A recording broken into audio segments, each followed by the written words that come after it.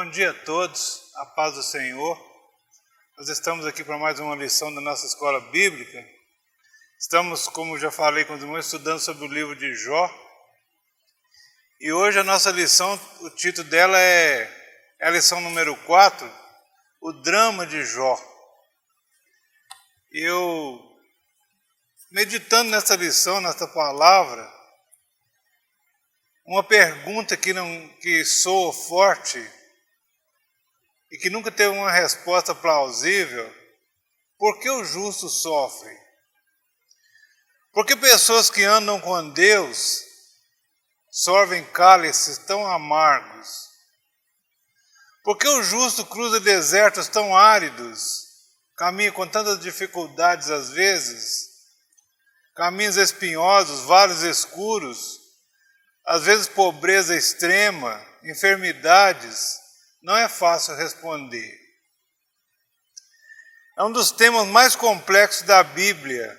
A maioria não entende. A maioria vive fazendo perguntas para Deus, perguntas que muitas vezes não têm a resposta que nós queremos, porque o caminho da fé é um caminho que a gente não vê por onde está andando. É o único caminho que, para enxergar, tem que fechar os olhos. A vida cristã não é uma sala VIP, nem um parque de diversão. É uma arena de lutas, combates e muitas vezes lágrimas. Estamos passando nesses dias, nessa lição aqui, falando do drama de Jó, as dificuldades que Jó enfrentou, e sem saber o que estava acontecendo, e no final ele vai ter as respostas que ele queria, né? Uma calamidade se abateu sobre a vida de Jó. Nós estudamos na lição passada tudo que o diabo fez contra Jó, tirando seus filhos, tirando todos os seus bens, tirando a sua saúde. De repente Jó não tinha mais controle de nada, como num acidente de carro. Eu tombei um carro uma vez, em um segundo eu estava na estrada, e em um segundo eu estava deitado lá debaixo da estrada com toda a minha família dentro do carro. Eu não sei explicar o que aconteceu, foi tão rápido.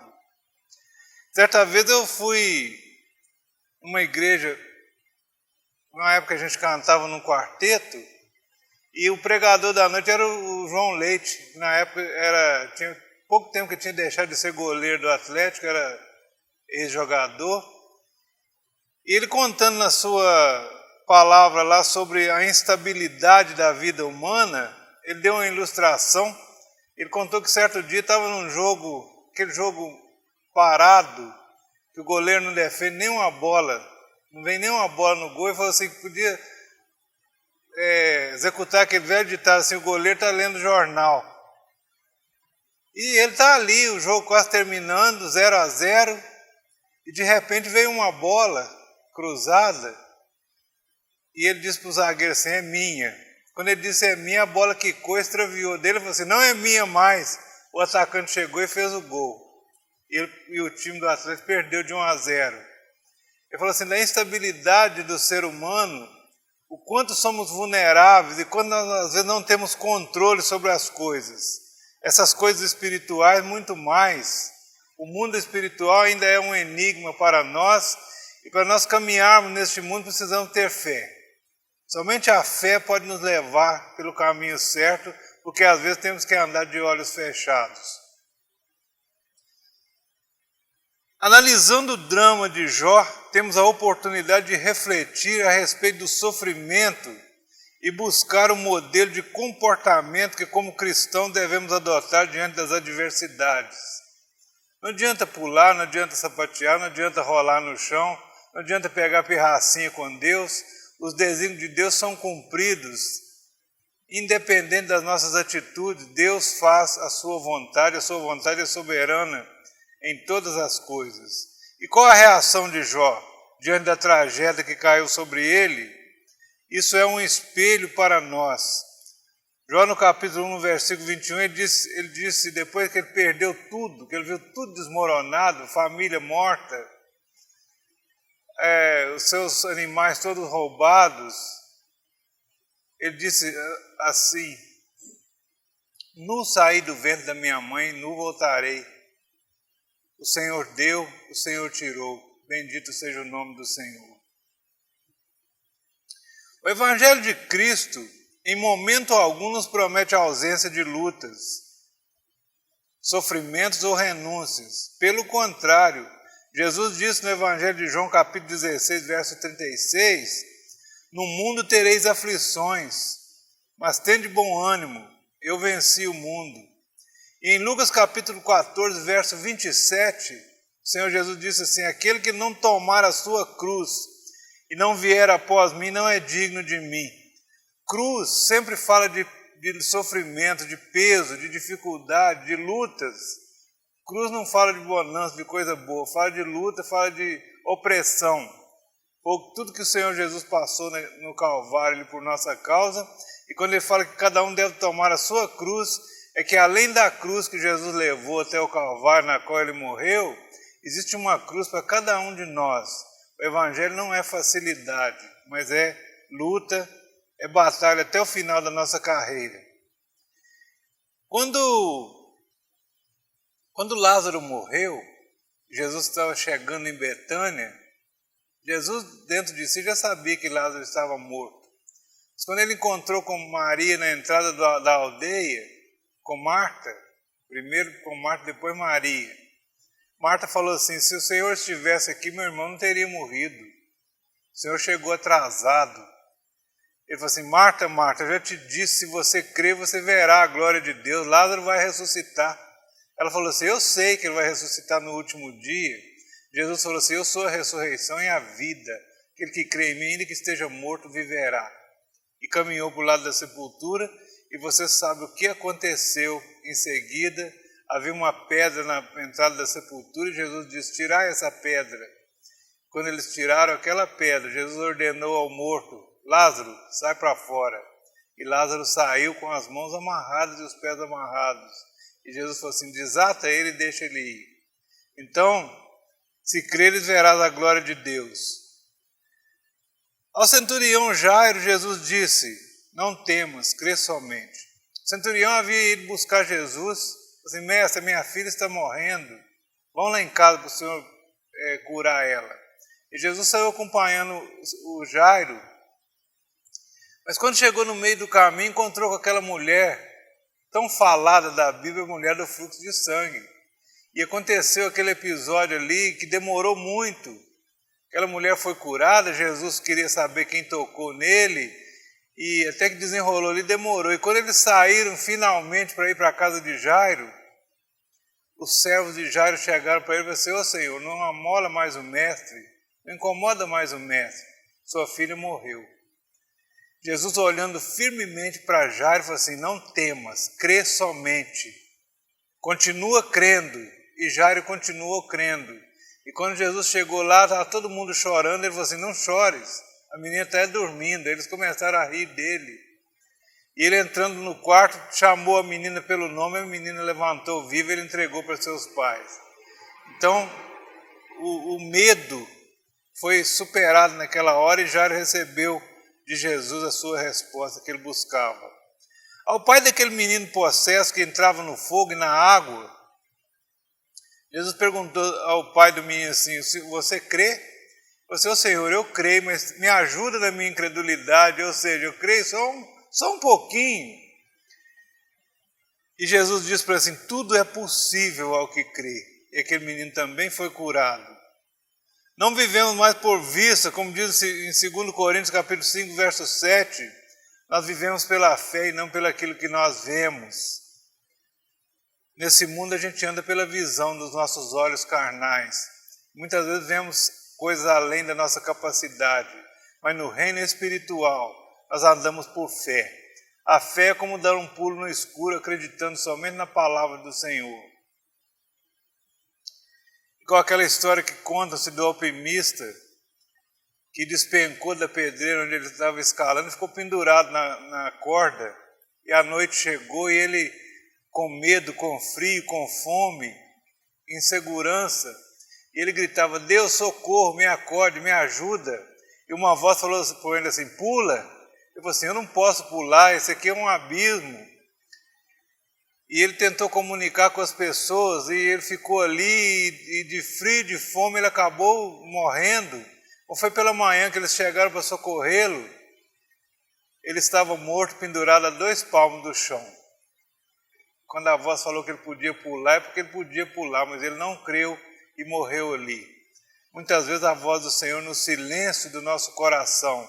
O Senhor fala coisas que a gente não ouve com o nosso ouvido carnal, mas somente com os ouvidos espirituais. A vida de Jó se tornou um grande drama. Nem mesmo os mais famosos cineastas poderiam ser capazes de imaginar algo tão dramático. E olha que nós já vimos produções cinematográficas, filmes aí, com coisas estupendas, coisas inimagináveis. Mas a tragédia que aconteceu com Jó, ninguém poderia imaginar algo tão tenebroso. E onde um homem justo, depois de perder tudo, ver sua vida se esvaindo, descontroladamente indo para o abismo. Eu creio que Jó, com os olhos da carne, só via o final de tudo, só via a morte. Não tinha mais expectativa nenhuma. Um sofrimento sem explicação. Não havia explicação pelo que Jó estava passando. Como um homem podia chegar naquela situação em tão pouco tempo, do homem mais rico do Oriente, de um homem próspero, com uma família abençoada, de repente está moribundo ali, morrendo aos poucos. Abandonado por todos. A Bíblia diz que todos o abandonaram quando viram ele naquele estado, inclusive a sua esposa, que ela chegou para ele, olhou ele naquele estado e falou assim: você ainda teme a Deus? Estando nesse estado, amaldiçoa esse Deus e morre. Isso a mulher de Jó falou, e ele respondeu: você fala como uma louca. Eu aceitei a bondade de Deus, a misericórdia de Deus, não aceitaria também o mal que vem dele, a correção? E continuou crendo no Senhor. E esse homem, naquela situação, levantar os olhos no meio da cinza e adorar a Deus e falar aquilo que eu falei no início aqui: o Senhor deu, o Senhor tirou, bendito seja o nome do Senhor. E a Bíblia diz que em coisa alguma Jó ofendeu a Deus, que em momento algum ele blasfemou contra Deus, mas a sua fé o levou a adorar ao Senhor. Do homem mais rico do Oriente, restou apenas um pobre moribundo, leproso, abandonado, mal cheiroso, assentado na cinza, sendo acusado de pecados contra Deus, dos quais ele não cometeu. Aqueles amigos dele, quando chegou ali, começou um acusa daqui, outro acusa dali. Ah, você está nesse estado porque você pecou contra Deus. E Jó olhava para dentro de si, fazia o exame interior de sua vida e pensava: eu não fiz nada de errado. Apesar que todos nós erramos, mas para estar naquele estado não havia uma justificativa. Um mar de calamidade, tudo se desmoronou. E qual foi a sua reação? Jó, que perdeu as bases da sua segurança. Qual que eram as bases da segurança de Jó? Sucesso no comércio. Era o maior do Oriente, um grande empresário da época. Ele era muito rico. Um grande empreendedor na agricultura. Tinha ovelhas que produziam carne, leite, lã. Tinha bois e jumentos para o trabalho no campo. E não era pouco, não. Ele tinha muitos animais a seu serviço. E os seus campos eram férteis. Ele era um grande empreendedor. O comércio, conquistado com anos de trabalho, virou cinza de repente. Animais, empregados, seus negócios foram tudo a zero. Tudo acabou. Era o fim de todas as coisas. O campo, sua fonte de riqueza, foi destruído juntamente com os animais e com seus serviçais. A família perdeu 10 filhos de forma calamitosa. Imagine que perder um filho já é uma tragédia. Imagine perder 10 filhos de uma vez. Você tem 10 filhos, de repente alguém chega e diz: seus 10 filhos morreram. A casa caiu em cima deles e eles morreram. Que tragédia! E a própria esposa de Jó disse: amaldiçoa o seu Deus e morre. Está no capítulo 16, no verso 2. Ou melhor, no capítulo 2, verso 9. Um vendaval caiu sobre a sua família. Tudo se acabou em poucos instantes e Jó se viu com tudo perdido, verdadeiramente uma tragédia. Essas investidas do diabo continuam ainda hoje. Quantas famílias nós temos visto que passam por lutas, vendo tudo se perder pelo divórcio, pelos vícios, pelas traições, pelas enfermidades, pais que choram seus filhos perdidos nas drogas, mães que choram suas filhas na prostituição, e tantas coisas que acontecem, separações e traições, e os relacionamentos estão deteriorados por causa do pecado, por causa da maldade do coração, e às vezes não tem força para reagir ou não sabe como reagir, não tem uma direção. Assim como Jó se manteve firme crendo em Deus, nós também devemos olhar firmemente para Jesus, o autor e consumador da fé. É o que a Bíblia nos diz lá em Hebreus. Nós devemos olhar para Jesus, que é o autor da nossa fé. E a saúde de Jó? Depois do inimigo fracassar na primeira investida, mesmo com tantas perdas, Jó não desistiu de ser fiel a Deus. O inimigo pediu permissão a Deus para tocar na saúde de Jó. Depois de destruir tudo que ele tinha, a Bíblia diz que o diabo voltou na presença de Deus. E Deus tornou a falar com o diabo: de onde você vem? Ele falou assim: eu venho de rodear a terra e passear por ela. E Deus falou assim: você viu lá o meu servo Jó? Que mesmo eu permitindo você intentar todo aquele mal contra ele, que ele continua fiel? Depois de você destruir tudo que ele tinha, ele continua fiel a mim? E o diabo falou assim: osso por osso, pele por pele. Toca na carne de Jó e o Senhor vai ver se ele não blasfema. E Deus falou assim: pois faça o que você quiser, só não tire a vida dele. Eu dou permissão para você tocar na saúde de Jó. No mesmo instante, Jó ficou enfermo. A Bíblia diz que o diabo colocou nele uma enfermidade, que ele ficou ferido da ponta dos pés ao alto da cabeça. Seu corpo abriu todo em feridas e ele sentou num monte de cinza e pegou um caco para se raspar. Foi ferido de uma chaga maligna, da planta dos pés até o alto da cabeça, e sentado no meio da cinza, pegou um caco para se raspar. Observação: o costume de assentar na cinza era antigo entre os desesperados, aqueles que aguardavam a morte, cercado de cães, de insetos e de aves de rapina. Quando o homem ficava nessa situação lamentável de sofrimento, com enfermidade, com feridos, com lepra, ele se isolava da comunidade e sentava num monte de cinza, jogava cinza sobre a cabeça e ali aguardava a morte. Enquanto aguardava a morte ali, abandonado, isolado, o mau cheiro era terrível e se juntava cães e insetos e animais do campo e urubus, já esperando a morte daquela pessoa para devorá-lo. Jó já estava nesse estado.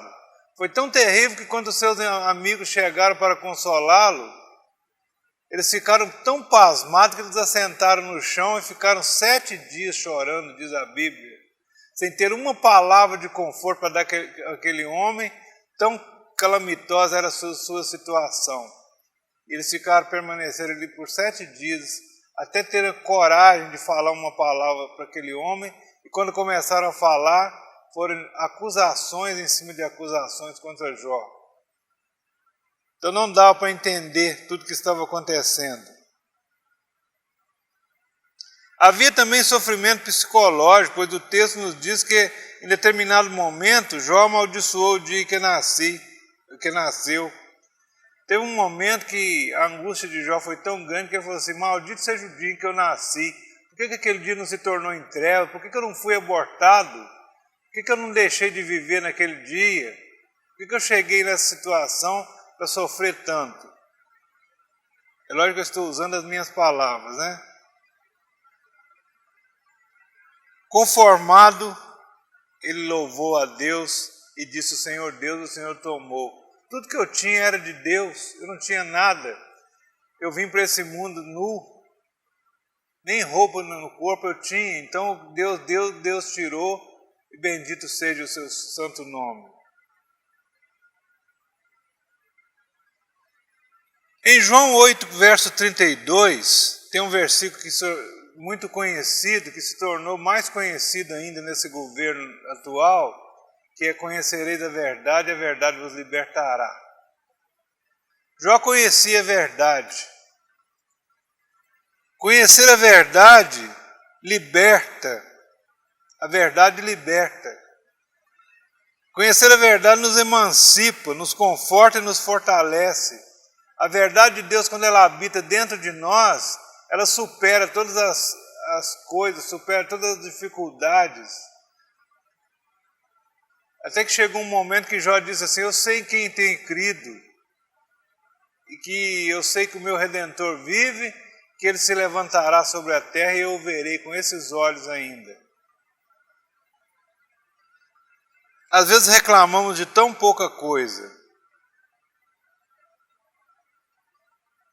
Às vezes uma dor de cabeça ou coisa parecida, às vezes uma dificuldadezinha pequena nos leva até a murmurar contra Deus.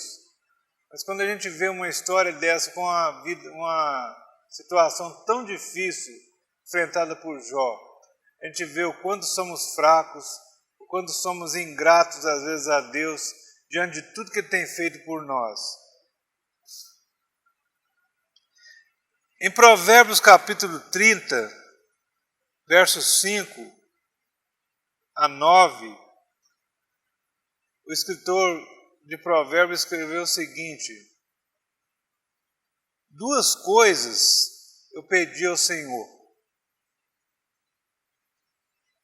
A primeira delas é: afasta de mim a vaidade e a palavra mentirosa. Uma das piores coisas na vida do homem é quando ele se torna vaidoso, ele se sente acima dos outros. E a mentira também mata qualquer situação que possa vir de bem sobre o homem. E a segunda coisa, ele diz assim: não me dê nem a pobreza, nem a riqueza. A pobreza para que eu não venha a furtar, me apossar daquilo que não me pertence, envergonhar o nome do Senhor. E nem a riqueza para que eu, estando muito farto, não venha negar o teu nome e diga quem é o Senhor. Então há dois extremos aí perigosos. O primeiro, se eu me der a pobreza, eu posso me tornar um ladrão. E o segundo, se ele me der muita riqueza, eu me tornar vaidoso. E esquecer que do Senhor vem todas as coisas, que todo bem, toda boa dádiva vem do alto, vem do Pai das luzes. E ele termina falando assim: mas mantém-me com o pão cotidiano, ou o pão de cada dia. Exatamente o que o Senhor nos mandou pedir na oração chamada Pai Nosso. O pão nosso de cada dia dá-nos hoje. Eu já falei isso algumas vezes, mas repito. Jesus podia ter falado assim: você pode pedir pão a Deus para o ano inteiro, Deus tem pão para o ano inteiro. Ele disse assim: não, todo dia você se achega a Deus e diz: Senhor, me dá a porção de hoje. Para que isso? Para que você tenha comunhão com Deus, para que todos os dias você possa buscá-lo. Então esse pão de cada dia é para sustentar a sua vida, a sua necessidade física e também a sua necessidade espiritual, que é ter comunhão com Deus. Quando em 2 Timóteo capítulo 4, verso 7, Paulo fala que guardou a fé, está falando dessa fé. Depois da batalha, depois da luta, depois de tudo, encontrar com o Senhor, guardando essa fé. Essa fé que funciona, mesmo no meio da calamidade. Jó em momento algum perdeu a sua fé. Essa fé que não falha quando dependemos dela. Quando você anda pelo caminho da fé, essa fé não falha. Quando você suplica a Deus, Ele responde. Essa fé que continua firme e até mais forte depois da tempestade, como uma árvore bem forte, bem firme no solo, com as suas raízes bem fundas. O vento vem, balança para lá e para cá, vem a tempestade, mas esta árvore vai com os galhos até no chão e volta e continua firme depois da tempestade. Essa fé que nos fortalece para a próxima batalha. Sempre crescemos na batalha. Eu gosto de citar aqui o rei Davi, quando ainda era um menino, que lutou contra aquele gigante. Ele chegou para Saul e falou assim: vou lutar contra o gigante. E Saul falou assim: você não pode, você é ainda um menino, aquele gigante é experiente na guerra. E Davi falou assim: olha, rei, quando eu estava no campo guardando as ovelhas do meu pai, que eu sou pastor, apareceu um urso querendo pegar as minhas ovelhas e eu o matei. E depois apareceu um leão, eu o matei também. Esse gigante não será um empecilho, eu vou matar esse gigante. E foi exatamente o que aconteceu, né? Davi foi e derrotou aquele gigante e o matou com a sua própria espada.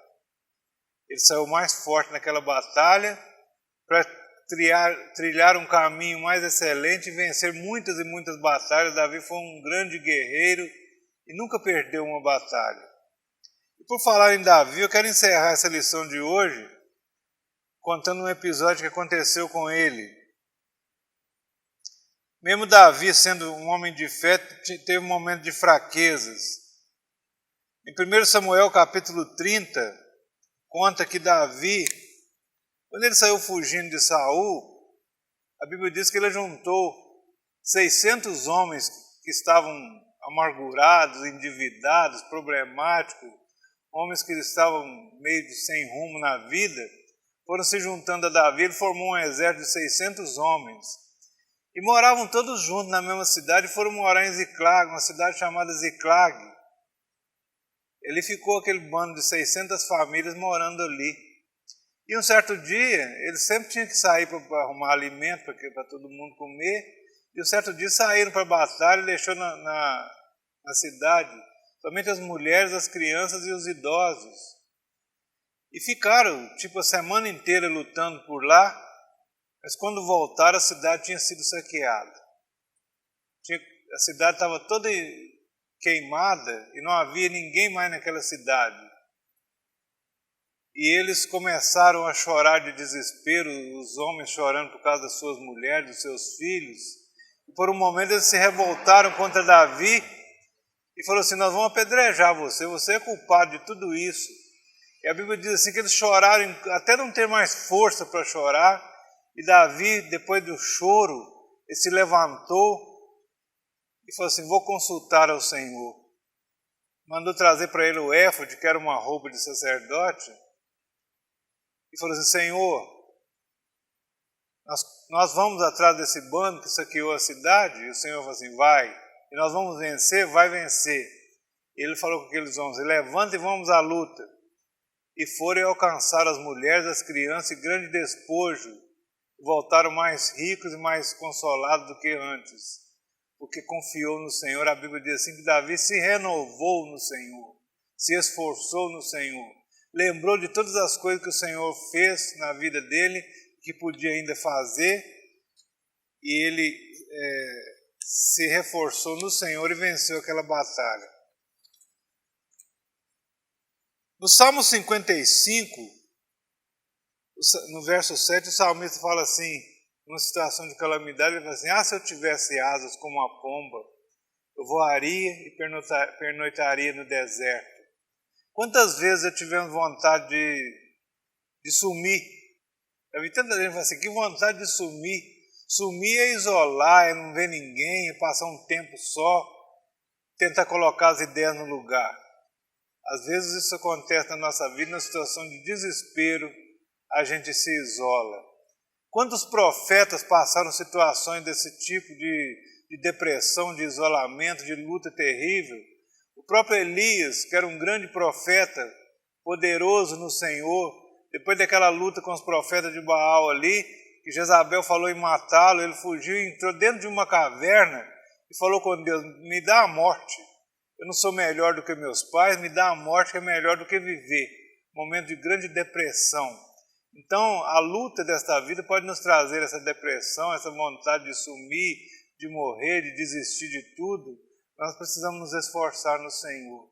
Nós precisamos lembrar sempre que o Senhor Deus continua sentado num alto e sublime trono, que os querubins e os serafins continuam voando ao seu redor, dizendo: Santo, Santo, Santo é o Senhor Deus dos exércitos, e que todo domínio e todo poder está nas suas mãos, e que se nós crermos, nós andarmos no caminho da fé, nós somos mais que vencedores, diz a palavra. Que a luta não pode nos separar do amor de Deus, a tribulação não pode nos separar do amor de Deus, a fome não pode nos separar do amor de Deus, mas o amor de Deus está em Cristo Jesus, e ele foi não só falado por Deus, ele foi mostrado e demonstrado na cruz do Calvário. Quando Cristo se entregou na cruz do Calvário por nós, ele demonstrou com atitude, com atos, o grande amor de Deus pelas nossas vidas. Por isso nós vamos continuar crendo neste grande amor, e como Jó, nós vamos vencer o momento da calamidade e vamos ser vencedores em Cristo para a glória de Deus. Aleluia. Que o Senhor te abençoe nesse dia. Eu quero só dar um recadinho aqui com respeito à nossa congregação, à nossa igreja, o Ministério Nação de Cristo. Você sabe que nessa pandemia nós tivemos um número muito diminuído de frequência na igreja e muitos deixaram de contribuir com a obra do Senhor. Eu gostaria de convidá-lo a voltar a contribuir com a obra, trazendo o seu dízimo, a sua oferta. Se você não puder vir, nos comunica, a gente busca na sua casa. Ou do contrário, nós vamos colocar aqui embaixo o número da conta da igreja, você pode fazer transferência ou depósito, mas não deixe de contribuir, porque é a oportunidade de você ser abençoado. A palavra diz no livro de Gálatas que tudo que o homem semeia, ele ceifará. Aquele que semeia pouco, pouco ceifará, mas o que semeia muito, ceifará com abundância. Que você possa plantar, semear no reino de Deus, você está plantando para receber com abundância. É o que Jesus disse no Evangelho: boa medida, sacudida, recalcada e transbordante é o que Deus te dará de volta, se você der com alegria a proposta do seu coração. Que Deus te abençoe nesse dia, em nome de Jesus.